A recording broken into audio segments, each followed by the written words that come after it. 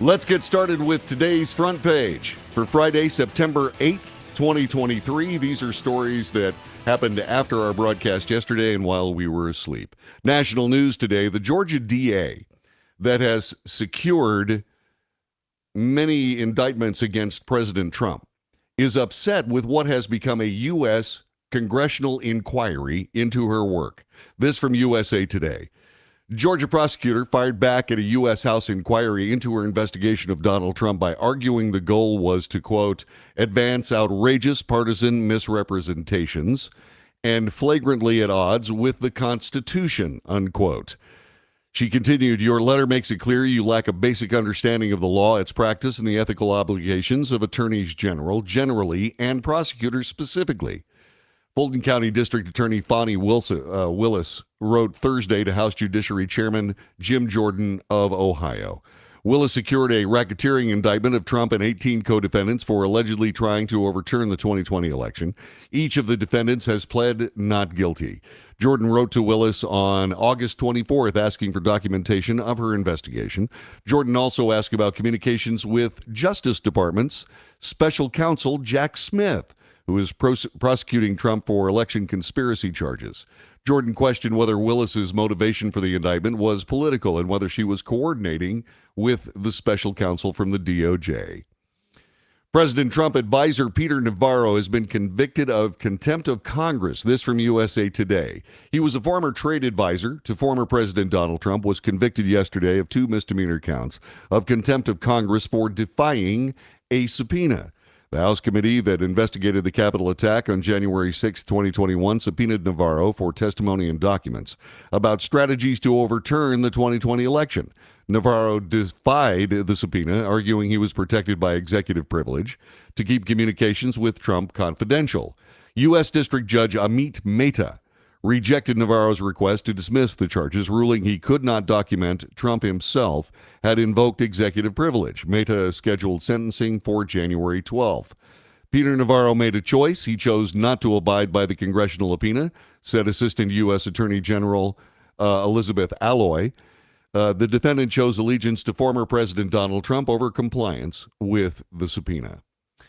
The Biden administration is considering a plan to force migrants to stay in Texas. This from Fox News. The Biden administration is considering forcing migrants who cross into the U.S. illegally to remain in Texas while they wait out their asylum screening. The administration cited the proposed plan as a way to curb the flow of illegal immigrants to the southern border. This according to the LA Times, citing 3 U.S. officials not authorized to discuss the matter. Texas has operated a busing program to transport migrants to so-called sanctuary cities like Chicago, Philadelphia, New York, Los Angeles, in an effort to provide relief to border towns. Governor Greg Abbott said Texas has bused over 35,000 migrants to self-declared sanctuary cities. He wrote Tuesday on X, the platform formerly known as Twitter, over 11,300 to D.C., over 13,300 to New York City, over 6,700 to Chicago, 2,600 to Philadelphia, 1,000 to Denver, over 480 to Los Angeles. Abbott argues that Texas cities have carried the weight of illegal immigration and that sanctuary cities need to begin sharing the burden. Chicago's O'Hare Airport is now a homeless shelter. Chicago leaders are facing backlash over hundreds of migrants being housed at O'Hare International Airport, one of the nation's busiest. More than 400 migrants are reportedly being housed in a section of the airport hidden from public view by black curtains. That was up from 31 at the beginning of August, now 400 there. The airport is only one of 18 migrant shelters in Chicago, and that homeless Americans are no longer allowed to stay at the airport. The city previously struggled with an influx of homeless people at the airport, but initiated a crackdown earlier this year after then-Mayor Lori Lightfoot faced criticism. Mayor Johnson, the new mayor, campaigned as the people's mayor. Sadly, the people are telling reporters like Chicago News reporter William Kelly that he has become the migrants' mayor. Justice News this morning. A state court has ruled that Arizona Secretary of State used illegal signature verification methods in the states prior to elections. The Superior Court for the County of Yavapai ruled that the secretary, in permitting signature verification with documents that have no relation to the act of registering, contradict the plain language of law. In the decision, Judge John Napper wrote that the Arizona election statute is clear and unambiguous, and added the legislature intended for the recorder to attempt to match the signature on the outside of the envelope to the signature on the documents the putative voter used to register. By not specifically matching ballot signatures with voter registration documents, the Arizona Secretary of State violated the law of Arizona. A New York judge has ruled in favor of teachers fired for refusing a shot. This from Fox News. A New York judge said on Wednesday that 10 employees fired by the New York City Department of Education for refusing their COVID-19 vaccine must be reinstated with back pay. In a major victory for vaccine mandate opponents, State Supreme Court Judge Ralph D.J. Porzio held the city's denials of religious accommodation to certain employees were unlawful, arbitrary, and capricious. The court sees no rational basis for not allowing unvaccinated classroom teachers in amongst an admitted population of primarily unvaccinated students, said Porzio, writing in a 22-page opinion. As such, the decision to summarily deny the classroom teachers amongst the panel petitioners based on undue hardship without any further evidence of individualized analysis. This decision is arbitrary, capricious, and unreasonable. Out of news of karma, a Democrat Party leader, a defunding police advocate, was carjacked and beaten. This from Fox News.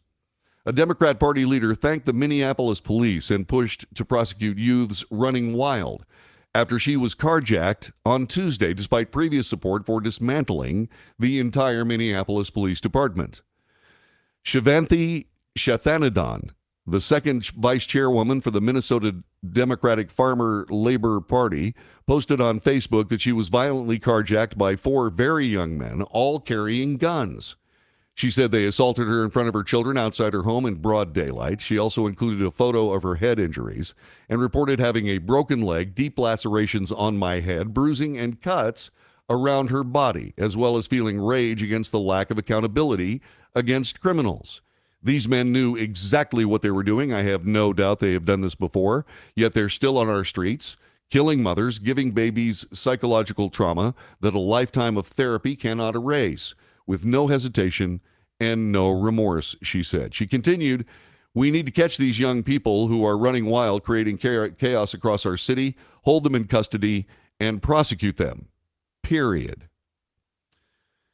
Weapons news this morning. Liberty Gun Safe Company is in trouble. This from Fox Business News. Popular gun safe company Liberty Safe is facing intense backlash after providing the Federal Bureau of Investigation with a master password to a customer's safe at the law enforcement agency's request, and conservative influencers are now calling for a boycott of the entire brand. Outrage against the Utah-based safe manufacturer began on Monday after conservative commentators Keith and Kevin Hodge, known as the Hodge twins, posted the revelation on X. Last week, a friend of ours was raided by the feds over January 6th. His name is Nathan Hughes. He's from Fayetteville, Arkansas, the Post read, which notes in the report that the feds called the manufacturer of his Liberty gun safe, got the passcode to get into it too, all for protesting at the Capitol over 2.5 years ago. Nathan Hughes himself confirmed the story the next day, saying in a video posted on X that Liberty Safe gave the FBI, quote, a master code to get into my gun safe. He added, pretty crazy, didn't know safe companies would do that, so I feel like a lot of our gun safes are not actually safe. Liberty Safe admitted in a statement Tuesday that it gave the FBI access codes to the safe of an individual for whom the FBI had a warrant to search the property after receiving the agency's request on August 30th. A New Jersey town has tapped artificial intelligence to detect weapons in their city limits. This from ABC News. The Ocean City School District in New Jersey, as well as the city's boardwalk, have implemented new technology developed by Zero Eyes, a company that says it uses AI paired with human experts to scan camera feeds for guns. Quote, I don't think anybody should question or be fearful of an artificial intelligence program that's going to identify an immediate imminent threat of someone being shot or killed. You can't put a price tag on saving a life, said Jay Prettyman, the police chief in Ocean City, talking to ABC News. Prettyman said that AI gun detection could also serve as a deterrent for possible crime. Quote, if we can put something in the place that we can advertise about, that can scare people from coming to Ocean City and coming to any of our schools, and we can push evil off to another day, that's what I think our responsibility is to do for our kids every day, said Prettyman. In sports, Coco Gauff has reached the U.S. Open women's final for the first time in her career. But it took her a while longer to get there than you would expect normally. Coco Gauff, this, by the way, from USA Today, the tournament's number 6 seed, reached her first U.S. Open final after beating number 10, Karolina Muchova of the Czech Republic. This happened last night, 6-4, 7-5. It was a tough match, said Gauff. There were a lot of emotional challenges in the match, but I think I did a good job of staying focused. I'm really proud of myself today. She survived a potential momentum-killing delay early in the second set that stretched for 49 minutes when 4 environmental protesters began yelling from the upper deck. Though police were quickly able to remove 3 of them, one had glued her feet to the floor, necessitating an entire team of security to handle the disturbance. From the arts today, USA Today, it was inevitable. The opening concert of what they've deemed their last tour, aptly dubbed The Long Goodbye, and expected to run into 2025. The Eagles, anchored by founding members Don Henley for the long-tenured Joe Walsh and Timothy B. Schmidt, performed last night in Madison Square Garden. Endings are inevitable, but the Eagles are wrapping up their 5-decade career with a lengthy spin around the country and a generous 23-song set list that was soft and sentimental for the first hour and then rocked throughout the second. Henley, Walsh, and Schmidt, joined by Vince Gill, Deacon Fry, ace guitarist Stuart Smith, and of course Joe Walsh, paid tribute to Jimmy Buffett. Quote, he's now sailing on that cosmic ocean, having that cheeseburger in paradise with Glenn and Randy. Jimmy made work look like play. He brought joy to everything he did, and one of his final wishes was that we keep the party going.